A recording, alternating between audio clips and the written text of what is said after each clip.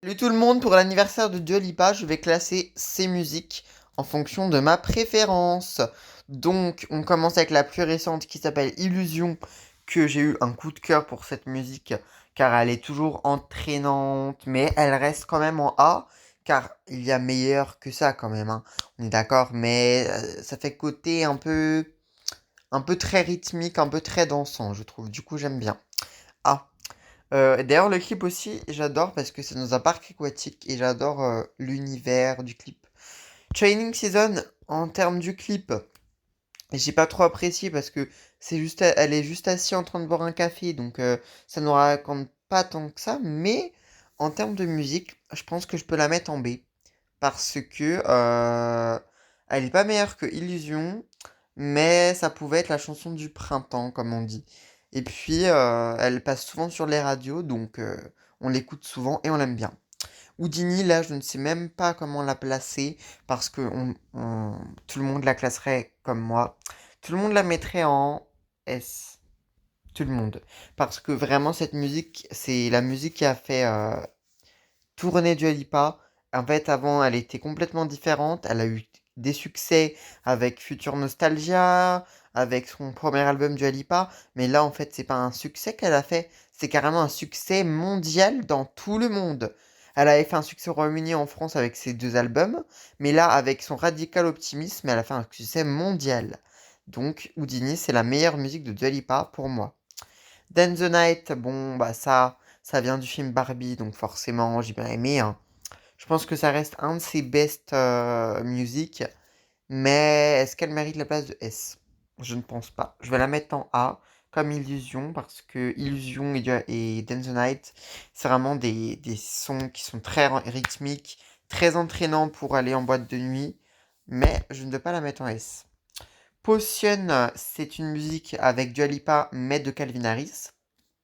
Donc, si je devais la placer, sachant que Calvin Harris, c'est juste le DJ, donc il a invité Dua Lipa et Young Thug. Young Thug, il amène ce côté rap. Elle amène son côté un peu, tu vois, avec sa voix, donc un côté un peu douceur. Mais ça reste pas la meilleure musique qu'elle ait faite, hein. Donc, je vais la mettre en C. Voilà, je vais la mettre en C. Euh,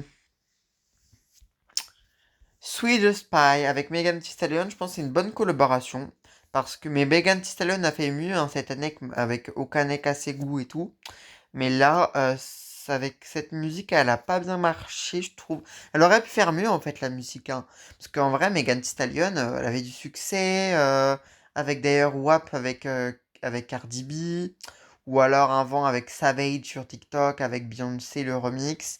Elle avait fait du succès sur TikTok, mais bon. Donc, et en plus avec Dua Lipa, ça donne un côté très vieux un peu, mais très doux surtout.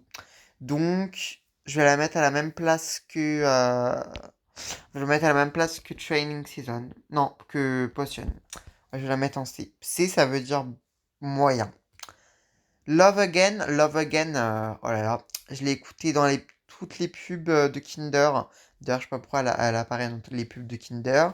La photo et le clip aussi. Le clip, j'aime bien le clip parce que le clip il est pas mal en vrai. C'est comme Dance the Night, il a été pas mal le clip. Le clip il parle de Dua Lipa qui est sur un cheval et qui fait du cheval avec des lassos et tout. Ça fait très cow-boy en fait, comme Texas Hold'em de Beyoncé. Donc si je devais placer cette musique, je la placerais comme Texas Hold'em de Beyoncé, c'est-à-dire en A. Ouais, elle reste quand même un best-seller Love Again, donc je la place en A. Euh, Where Good de Dua Lipa. Alors là, je sais pas, mais quand j'étais petit, je l'adorais. Ouais, quand j'avais 11 ans, 12 ans, j'adorais la musique, hein. Donc, euh, donc en vrai, je vais la placer en... Bon, c'est vrai qu'elle a pas connu beaucoup de talent, mais je vais la placer en B. Parce que vraiment, moi j'aime bien. J'aime bien ce côté un peu doux. En plus, t'as un peu un slow, tu vois. Et le clip aussi, il est bien parce que ça parle d'un crabe qui est dans un bocal et qui veut sortir de son bocal, qui veut pas être mort. Donc elle essaye de le sauver, ou alors c'est plutôt un homard. Et du coup, elle essaye de sauver les bêtes qui sont dans le bocal. Et je trouve que c'est un clip très touchant. Pour l'instant, en S, on a que Houdini. Pour l'instant, parce que voilà.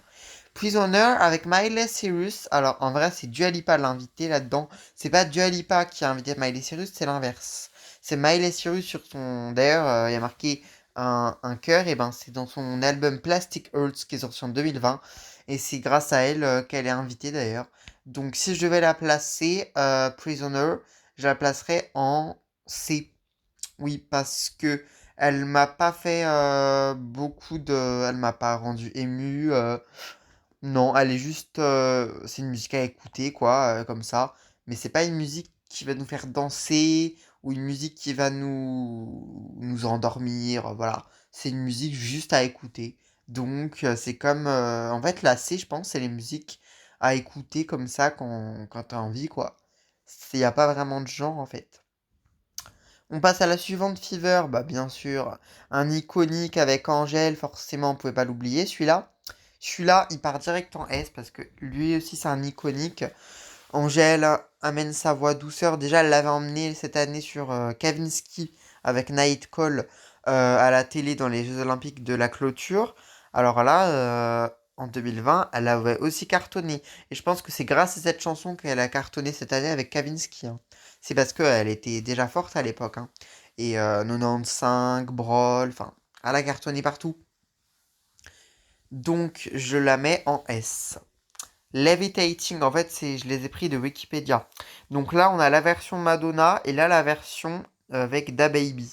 La version avec DaBaby, ça donne juste un côté rap. Donc, en vrai, j'ai pas trop aimé parce que déjà, en plus, c'est la version TikTok. Elle, j'ai adoré quand elle est sortie parce que ça donne envie de bouger. C'est comme avec Madonna, en fait. Du coup, je la mets, bah, vu qu'il y a Madonna dedans, je la mets en A parce que j'adore Madonna. Et en plus, avec Dua Lipa, ça va trop bien ensemble. Du coup, je la mets en A.